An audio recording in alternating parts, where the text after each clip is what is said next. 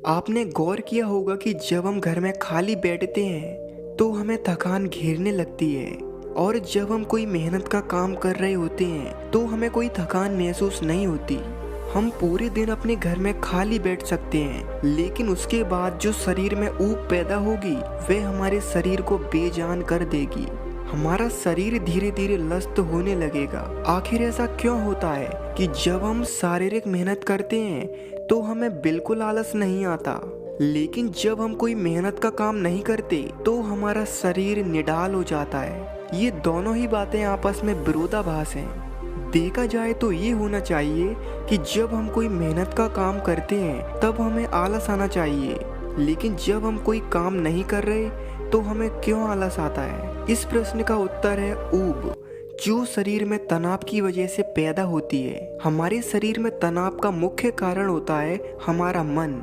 जब हमारा मन बोरियत महसूस करने लगता है तब हमारे मन का संपर्क हमारे शरीर से टूट जाता है, और इसे ही शरीर की ऊब कहते हैं। अगर इंसान का शरीर थक जाए तो उसे तनाव नहीं घेर सकता, लेकिन अगर इंसान का मन थक जाए तब वह कुछ नहीं कर सकता, क्योंकि मन इंसान को चलाता है, ना कि इंसान मन को। आज की इस कहानी में आपको तनाव से मुक्त होने की संपूर्ण जानकारी मिल जाएगी, इसीलिए इस कहानी को अंत तक जरूर सुनना।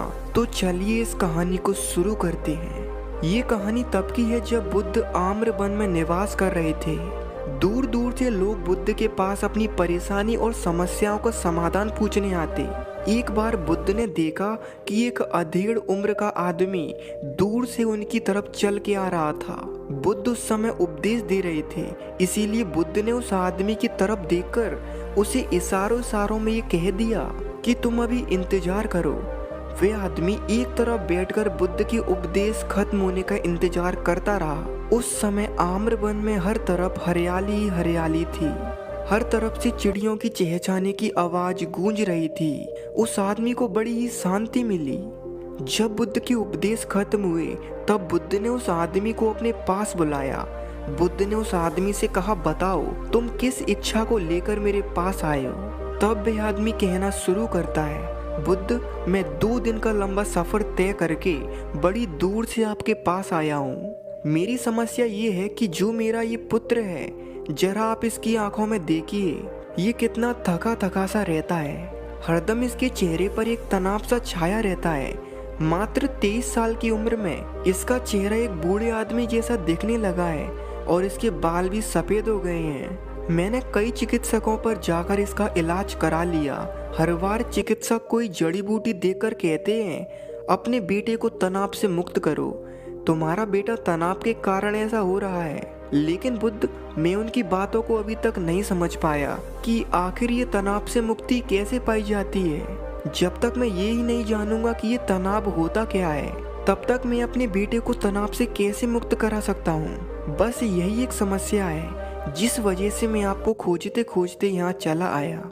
यह सुनकर बुद्ध उस लड़के को गौर से देखते हैं और उसकी आंखों के द्वारा उसके मन को देखते हैं और उसके चेहरे को देखते हैं। ये सब करने के बाद बुद्ध उस व्यक्ति से कहते हैं, तनाव लेना तो कोई नहीं चाहता, लेकिन तनाव इंसान को एक दीमक की तरह पकड़ लेता है। दरअसल इंसान को ये पता नहीं होता कि वह तनाव में जा रहा है। अगर इंसान ये पता कर ले कि वह कितना तनाव में है तो वह अपनी तनाव से मुक्ति पा सकता है। तनाव के 8 मुख्य कारण होते हैं, जिसमें सबसे पहले हमें ये समझना होगा कि जब हम किसी काम को करते हैं तो हमारा मन कहीं दूर कल्पना में भटक रहा होता है। हमारा तन तो काम कर रहा होता है, लेकिन हमारा मन किसी और जगह रखा रहता है। इस वजह से हमारे शरीर और मन के बीच दूरी पैदा हो जाती है। इसी दूरी की वजह से इंसान होश में भी बेहोश सा लगता है, और इसी दूरी की वजह से जन्म होता है तनाव का, जो इंसान के शरीर को दुख और परेशानियों से घेर लेता है। अगर इंसान अपने मन को कल्पनाओं में ना खोया रखे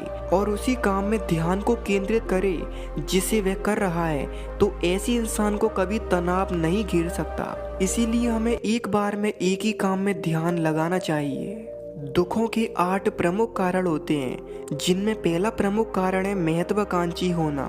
जो लोग महत्वाकांक्षी होते हैं, यानी जिनके जीवन में कोई लक्ष्य होता है, एक महत्वाकांक्षी इंसान हमेशा तनाव से घिरा रहता है क्योंकि उसका मन हमेशा भविष्य की योजनाएं बनाते रहता है। उसका केवल शरीर वर्तमान में रहता है, इसीलिए उसके शरीर और मन के बीच दूरी पैदा होने लगती है और यही दूरी कारण बनती है तनाव का।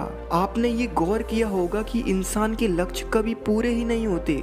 जब इंसान का एक लक्ष्य पूरा होता है तो फिर वह दूसरे लक्ष्य की तरफ लग जाता है। इसीलिए महत्वाकांक्षी इंसान हमेशा तनाव में डूबा रहता है। बुद्ध की इस बात को सुनकर वे व्यक्ति बुद्ध से कहता है, बुद्ध, इसका मतलब ये है कि इंसान को महत्वाकांक्षी नहीं होना चाहिए। बुद्ध कहते हैं, ऐसा नहीं है कि इंसान को महत्वाकांक्षी नहीं होना चाहिए।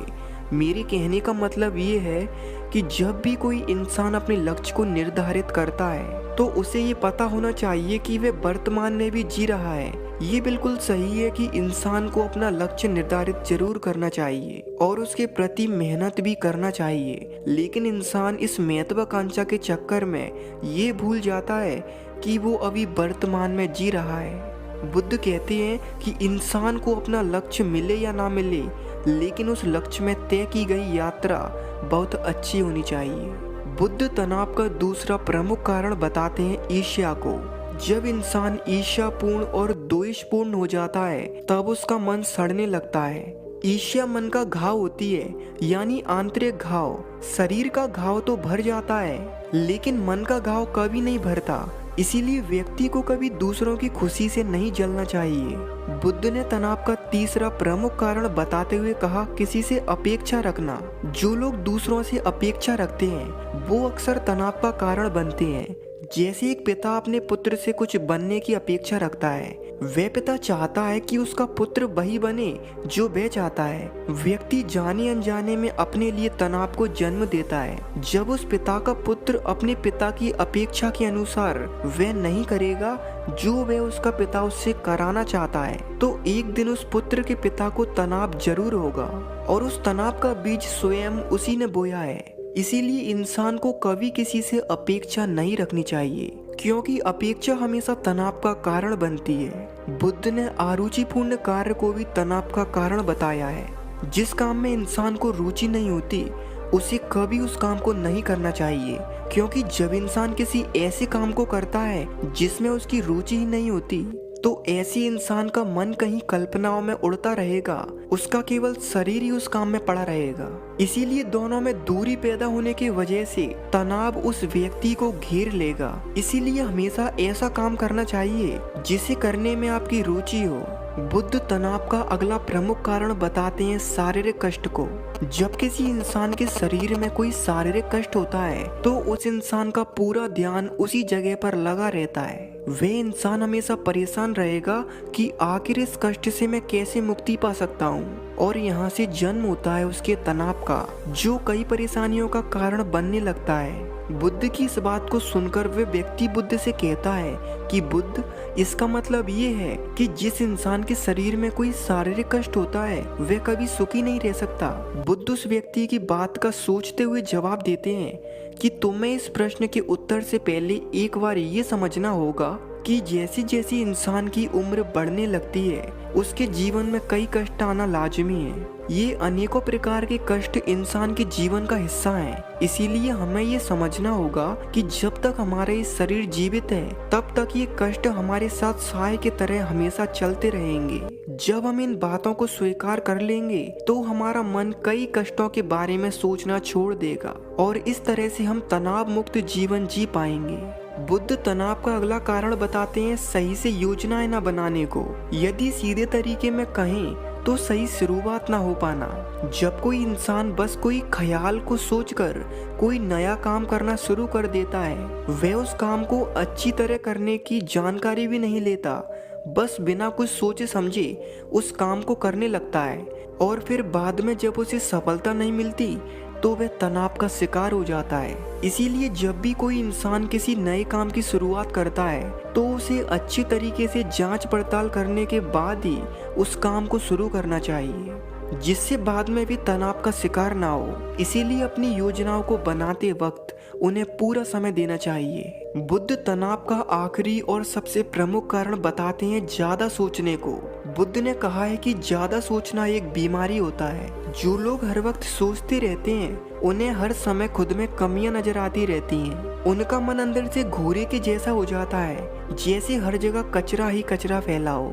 ऐसे लोग समय से पहले बूढ़ी अवस्था में चले जाते हैं। उनके चेहरे से वो रौनक चली जाती है जो एक शांत व्यक्ति के चेहरे पर दिखाई देती है। यदि हम इस बीमारी से छुटकारा पाना चाहते हैं तो हमें प्रतिदिन प्राणायाम और ध्यान लगाने की कोशिश करनी होगी। ये सुनकर वे व्यक्ति बुद्ध से कहता है, बुद्ध, मेरा पुत्र तो मात्र अभी 23 साल का है। आपने इतनी बड़ी बड़ी बातें कही हैं, आखिर मैं इतनी सारी बातों को याद कैसे रखूंगा? और अगर मैं इन बातों को याद रख भी लेता हूँ तो मैं अपने पुत्र के जीवन में इन बातों को अनुसरण कैसे कराऊंगा? इसीलिए आप मुझे कोई ऐसा सरल सा मंत्र बता दीजिए जो आसान हो, जिसे मैं एक शब्द में समझ सकूं। बुद्ध उसकी बातों को सुन के कहते हैं, मैं तुम्हें एक सबसे आसान तरीका बताता हूँ जिससे तुम तनाव मुक्त रह सकते हो। बुद्ध ने उस व्यक्ति के लड़के से कहा, आज से तुम जब भी कोई काम करो तो उसमें अपना पूरा ध्यान लगाकर करना। तुम एक समय में केवल एक ही काम को करना, जिससे तुम्हारा मन और तन दोनों ही एक काम पर केंद्रित रहेंगे। और ये सबसे आसान तरीका है तनाव मुक्त जीवन जीने का। ये सुनकर वे व्यक्ति और उसका पुत्र बहुत खुश हो गए। दोस्तों, आजकल के जीवन में सबसे बड़ी परेशानी तनाव है।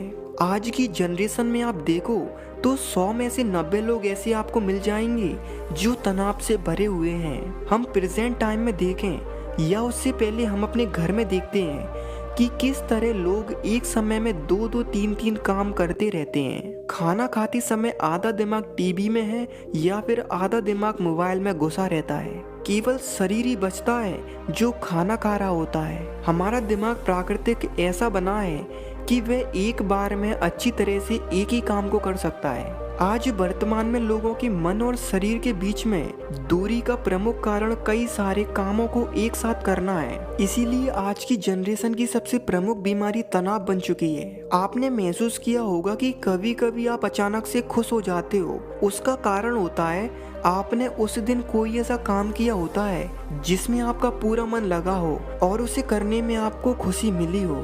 सोचो, जब आप हमेशा इतने खुश रहोगे तो क्या आपका जीवन नहीं बदलेगा? बिल्कुल बदल जाएगा। आपका जीवन पहले से बिल्कुल बदल जाएगा। इसीलिए आपको एक काम करना होगा कि आप जब भी कोई काम कर रहे हैं उसे पूरे तन और मन के साथ करो। तो दोस्तों, कैसी लगी ये कहानी आपको? तो आज इस कहानी को यहीं खत्म करते हैं और मिलते हैं दूसरी कहानी में। तब तक के लिए धन्यवाद।